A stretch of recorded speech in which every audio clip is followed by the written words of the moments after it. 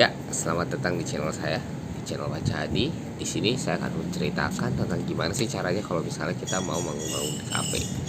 Oke, pertama, sebelum kita mau bangun kafe, ada beberapa hal yang harus kita siapkan, yaitu kita harus punya setlist lagu yang banyak dari berbagai genre.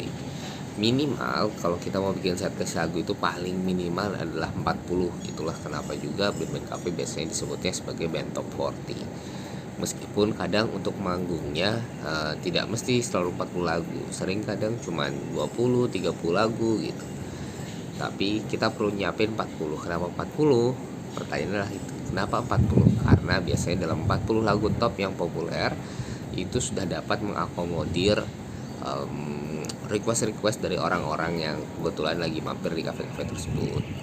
Nah, harus juga kita dalam 40 lagu itu di all genre dan all time. Jadi rentang waktunya luas, tidak hanya di rentang waktu yang baru-baru aja, tapi juga rentang waktu yang udah agak lama atau bahkan mungkin yang generasi oldies ya, tergantung. Supaya kita bisa menyiapkan kalau misalnya ada request-request tertentu dari semua member gitu kan, dari semua pengunjung kafe.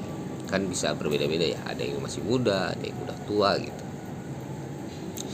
Terus yang kedua adalah ketika cek sound, pastikan kita dapat mendengar juga apa yang terjadi di depan panggung. Jadi jangan hanya cek sound di sisi panggung aja. Kita harus cek sound dan kita sempatkanlah untuk duduk di depan panggung. Jadi ketika teman-teman kita lagi cek sound, kita menyempatkan diri untuk duduk di depan panggung supaya kita bisa mendengar seperti apa sih suara gitar kita, seperti apa suara instrumen dari teman-teman kita yang lainnya gitu. Tujuannya apa? Namanya juga di kafe. Kalau kita di kafe, berarti kebutuhan suara itu bukan untuk suara-suara yang nembus-nembus banget seperti layaknya kalau kita lagi di panggung. Kenapa kita perlu untuk mendengarkan dari sisi depan? Karena kita biasanya kan kalau di kafe, kebutuhan suaranya bukan untuk menerima suara-suara yang menendang banget gitu ya. Jadi kebutuhannya adalah gimana caranya untuk suaranya nyaman, baik itu untuk pengunjung kafe yang lagi makan, sekedar ngobrol gitu. Jadi kita harus memastikan bahwa suaranya nyaman. Nah, untuk bisa kita tahu atau nyaman atau enggak, kita bisa nyoba dengan cara kita duduk di depan panggung, pastinya depan panggung atau di beberapa titik panggung yang kira-kira spotnya rame. Biasanya rame, kita duduk di sana untuk mendengarkan gimana sih rasanya kalau kita ada di sana. Tuh, lalu yang ketiga, kita perhatikan juga akustik ruang. Jadi setelah kita tahu suara yang nyaman, kita juga perhatikan akustik ruang. Akustik ruang ini kebutuhannya adalah supaya kita tahu nih seberapa keraskah akan kita siapkan kalau misalnya ada perubahan. Oh, kita mau main ada phaser, atau kita mau bermain kayak pingpong delay di dalam lagu tersebut, atau kita mau bikin suasana reverb yang grande gitu. Kalau kita mau tahu akustik ruangnya, akan jauh lebih enak dan jauh lebih gampang gitu untuk mendapatkan hasil yang maksimal. Jadi meskipun tidak keras-keras banget, sekedar di batas nyaman, tapi kita bisa merasakan itu, bisa merasakan oh ini kondisi yang nyaman, dan juga secara suara musikalitas kita, secara suara dari band kita masih enak gitu.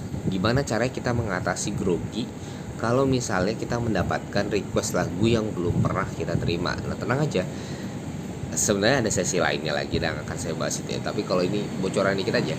Bocoran adalah kalau kita misalnya kita terima lagu yang benar-benar tidak pernah kita dengar, ada dua cara, yaitu menolak dengan halus. Pastinya kalau misalnya kita yakin banget gak bisa bawain, ya udah kita tolak dengan halus.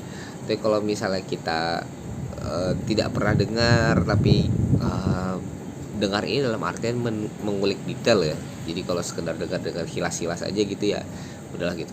Kalau kita sudah pernah terlintas suara musiknya seperti apa, atau kalau misalnya kita oh gini, bisa juga kita minta dia dulu nyanyi dulu nih. Coba kamu nyanyi dulu dikit dong gitu. Nah, kalau dia udah nyanyi dikit, terus kita dapat ide. Oh, ternyata suaranya seperti itu. Oh, lagunya seperti itu, dan kita sudah bisa ada gambaran.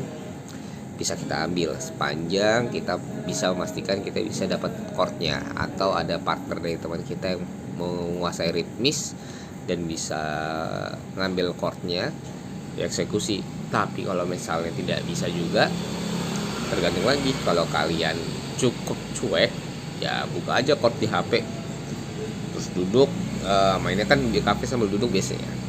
Kalau misalnya sambil duduk ya udah lihat chordnya di HP, iringi gitu kan.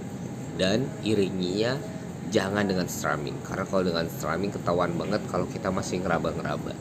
Saya sarankan untuk ngiringinnya dengan model petikan dan sedikit improvisasi supaya ketika ada beberapa chord yang miss gitu tidak terlalu terasa di telinga si requester tadi. Kayaknya itu aja sih tipsnya, tips singkat banget nih. Terima kasih, see you nanti kapan-kapan saya sharing lagi. Dadah.